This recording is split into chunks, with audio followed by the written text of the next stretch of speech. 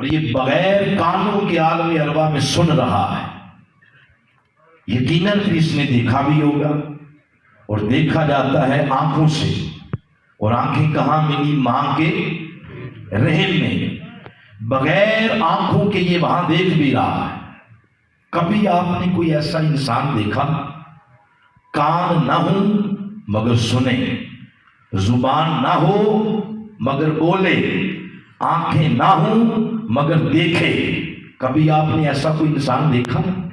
قرآن آپ کو دکھا رہا ہے کہ عالم ارواح میں کان نہیں تھے، یہ سن رہا تھا، زبان نہیں تھی، یہ بول رہا تھا. میں اپنی اس گفتگو سے جو عقیدے کی بات عکس کر کے آپ کو دینا چاہتا ہوں وہ یہ: آج جب مولود النبی صلی اللہ علیہ وآلہ وسلم کی محافل ختم ہوتی ہیں تو سارے لوگ کھڑے ہو کے حضور کی بارگاہ میں درود و سلام عرض کرتے ہیں. کوئی پڑھتا ہے اللہم صلی علی محمد، کوئی پڑھتا ہے یا نبی سلام علیکہ، کوئی پڑھتا ہے مصطفیٰ جان رحمت پہ لاکھوں سلام، اور کوئی اپنی محبتیں یوں بھی پیش کرتا ہے حضور کی بارگاہ میں: ہم یہاں سے پڑھیں وہ مدینہ سنیں، ان کی اعلیٰ سماعت پہ لاکھوں سلام. اور یہ ساری باتیں عشق کی ہیں، اور بسا اوقات عشق کی یہ باتیں عقل کو ہضم نہیں ہوتی. عقل عیار ہے، یہ 100 بھیس بدلتی ہے، اور بھیس بدل کے ایمان پہ ڈاکہ ڈالنے کی کوشش کرتی ہے.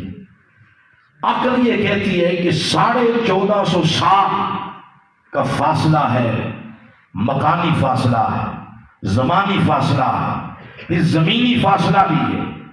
1450 سال ان فاصلوں کے ہوتے ہوئے انہوں نے تمہارا درود و سلام سن کیسے لیا؟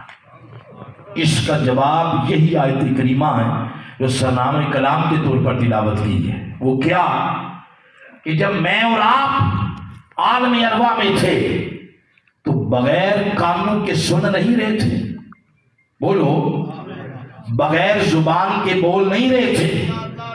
تو اگر وہ خدا بغیر کانوں کے ہمیں سنوا سکتا ہے، بغیر زبان کے ہم سے کلام کروا سکتا ہے، تو 1450 سال بعد ہم غریبوں کا پڑا ہوا درود و سلام مصطفیٰ کی بارگاہ میں پہنچا بھی سکتا ہے. رب نہیں بدلا، رب آج بھی وہی ہے جو عالم ارواح میں تھا. نہ رب بدلا، نہ اس کی طاقت میں کمی آئی، نہ اس کے اختیار و تصرف میں کمی آئی.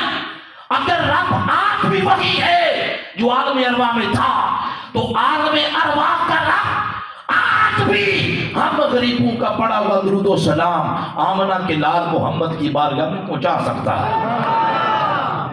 یہ پہلی بات اس آیت کریمہ سے پتہ چلی.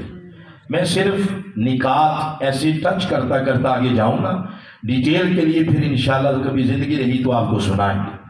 دوسرا نقطہ اسی آیت کریمہ سے پتہ چلا، آیت پھر پڑھ لیتے ہیں. وَالَّذِي يُصَوِّرُكُمْ فِي الْأَرْحَامِ كَيْفَ يَشَاءُ، وہ اللہ جو تمہیں شکل عطا کرتا ہے ماؤں کے رحموں میں جیسے وہ چاہتا ہے. دوسرا نقطہ یہ پتہ چلا کہ ولادت، پیدائش، اس نے انسان کا آغاز نہیں کیا. ہمارے گھروں میں جب بچے پیدا ہوتے ہیں ڈیٹ آف برتھ لکھ دیتے ہیں کہ اس ڈیٹ کو اس کی زندگی کا آغاز ہوا. زندگی کا آغاز نہیں ہوا، اس کی شکل کا آغاز ہوا. زندگی تو پہلے سے بھی تھی، کبھی عالم ارواح میں نظر آتی ہے، کبھی عالم ارحام میں نظر آتی ہے، کبھی عالم ناسوت میں نظر آتی ہے، کبھی عالم برزخ میں نظر آتی ہے، کبھی عالم معاشر میں نظر آتی ہے، کبھی جنت میں نظر آتی ہے، کبھی دوزخ میں نظر آتی ہے. زندگی تو اس وقت سے تھی جب اس کی شکل بھی نہیں تھی. تو پیدائش، ولادت، اس نے صرف انسان کو شکل دی ہے، اس کا آغاز نہیں کیا. تو جس طرح پیدائش، ولادت انسان کو شروع نہیں کرتی، اسی طرح موت انسان کو ختم بھی نہیں کرتی. یہ ولادت سے پہلے بھی تھا اور موت کے بعد بھی رہتا ہے، تو پھر اس قسم کے سوالات کا سٹیٹس کیا ہوگا؟ مر گئے، مٹ گئے، ختم ہو گئے، مٹی کی ڈھیری بن گئے؟ یاد رکھیں اس قسم کے سوالات کا سٹیٹس ردی کی ٹوکری ہے۔ کیوں؟ اگر واقعی مر گئے تو پھر غسل، کفن، دفن، یہ جنازے یہ کیوں ہیں؟ اتنے تکلف میں کیوں مبتلا ہے؟ جیسے آپ کے گھروں میں جانور مرتا ہے تو کوئی ان کو غسل نہیں دیتا، کوئی کفن نہیں پہناتا، ختم ہو گیا ہے، جا کے اس کو کھیت میں پھینک آتے ہیں۔ تو انسان اگر واقعی ختم ہو گیا تو جا کے باہر پھینک دیں، مگر نہیں، غسل ہو رہا ہے، کفن دیا جا رہا ہے، تدفین ہو رہی ہے، جنازے میں 1500 بندہ جا رہا ہے، ہو سکتا ہے اس کی بارات میں اتنے بندے نہ ہو جتنے اس کے جنازے میں جا رہے ہیں۔ یہ بات مینار پاکستان سبزہ زار میں ایک بندہ لیٹا ہوا ہے، حفیظ جلندری، انہوں نے یہ بات اپنے انداز میں کی۔ وہ کہتے ہیں جہاں 2 قطرے کو ترسایا گیا وہیں ڈوبا ہوا پایا گیا، سپرد خاک کی کرنا تھا مجھ کو تو کاہے کا نہلایا گیا۔ اب اس کا جواب دیا حضرت نصیر ملت نے۔ ویسے میں حدیث بھی کوٹ کروں گا، لیکن یہ شعراء کا مجمع ہے تو تھوڑا ذوق کی تو بات بھی تو کرنی چاہیے۔ تو پیر صاحب نے جواب دیا، انہوں نے کہا یہ آپ کو کس نے کہہ دیا یہ ختم ہو گیا؟ یہ ختم نہیں ہوا تو حضور یہ غسل، یہ کفن، یہ دفن، یہ کیا ہے؟ وہ فرماتے ہیں یہ سب کچھ تیاری ہے۔ کس شے کی؟ ایک بڑی ملاقات کی تیاری ہے۔ ارے قبر کی پہلی شام بنتا ہے محمد کی ملاقات اپنے محبوب نبی محمد مصطفیٰ۔ اور پیر صاحب نے یہ بات اس طرح لکھی، نظر بعالم پاکیزگی پڑے ان پر مسافران لحد اس لیے نہا کے چلے۔ تو مرا کون ہے؟ وہ تو ملاقات کر رہا ہے۔ ملاقات زندے کرتے ہیں یا مردے؟ بولیں۔ چلیں آپ کو اس پر بخاری کی حدیث سناتا ہوں۔ 12 مقامات پہ یہ حدیث ہے۔ قبر کی پہلی شام فرشتے سوال کرتے ہیں، من ربوں کا، ما دینوں کا، ما کنت تقول فی حق حاضر رجل محمد صلی اللہ علیہ وسلم۔ وہ سوالوں کا جواب دے رہا ہے، جواب زندے دیتے ہیں۔ پھر حضور نے فرمایا تم قبر میں رکھ کر پیچھے ہٹتے ہو، تمہارے ہٹنے کی آہٹ بھی سنتا ہے، سن بھی رہا ہے، بول بھی رہا ہے، ملاقات بھی کر رہا۔ پتا چلا کہ جس طرح ولادت انسان کو شروع نہیں کرتی، اس طرح موت انسان کو ختم بھی نہیں کرتی۔ یہ تو عام انسان کی بات ہے، اندازہ لگائیں فاطمہ کے بابا محمد مصطفیٰ کی زندگی کا عالم کیا ہو۔ 2 باتیں۔ تیسری بات آپ کو سنانا چاہتا ہوں، آج پھر پڑھ لیتے ہیں۔ هُوَ الَّذِي يُصَوِّرُكُمْ فِي الْأَرْحَامِ كَيْفَ يَشَاءُ، وہ اللہ جو تمہیں شکل دیتا ہے ماؤں کے رحموں میں جیسے وہ چاہتا ہے۔ تیسری بات یہ پتہ چلی کہ یہ مسلم قاعدہ ہے کہ ہر شخص کو شکل کہاں ملتی ہے؟ بولیں، ماں کے رحم میں۔ مگر جب آپ پڑھیں گے سورہ بقرہ کی آیت نمبر 29 اور پورا رکوع ہے آگے، آپ پڑھیں سورہ اعراف کی آیت نمبر 11 پورا رکوع ہے آگے، سورہ بنی اسرائیل کی آیت نمبر 61 پڑھیں پورا رکوع ہے آگے، سورہ ہجر کی آیت نمبر 31 پڑھیں آگے پورا رکوع ہے، سورہ 7 اس کا آخری رکوع پڑھیں، سورہ بنی اسرائیل سورہ الکہف اس کی آیت نمبر 50 پڑھیں پورا رکوع ہے آگے۔ یہ 6 مقام پڑھیں گے، پتہ چلے گا کہ ایک انسان ایسا بھی ہے جو ماں کے پیٹ میں گیا ہی نہیں، اس کا نام ہے آدم علیہ السلام۔ کیا ہے؟ یہ سوال پھر پیدا ہوا کہ جب ماں کے پیٹ میں گئے نہیں تو آج تو یہ بتا رہی ہے کہ شکل کہاں ملی؟ ماں کے پیٹ میں، تو ان کو شکل کہاں ملی؟ کس نے دی؟ کیسے دی؟ کس سے دی؟ کہاں دی؟ ان سوالوں کا جواب ان 6 مقامات پر ڈیٹیل کے ساتھ، وقت کے دامن میں تو گنجائش نہیں کہ 6 مقامات کو اٹھ کیے جائیں، میں صرف ایک مقام کوٹ کروں گا، سورہ 7 اس کا آخری رکوع۔ جواب دیا اللہ نے، بات یہاں سے شروع کی، فرمایا اس قال ربک للملائکہ انی خالق بشرا من طین۔ فرمایا میرے حبیب وہ وقت یاد کیجئے جب آپ کے رب نے ملائکہ سے فرمایا کہ میں مٹی سے آدم تخلیق کرنے لگا ہوں۔ تو یہ بات جب اللہ نے شروع کی تو کلمہ عز سے کی۔ اس یہ کلمہ تذکیر ہے، اس کا معنی ہے یاد کرو۔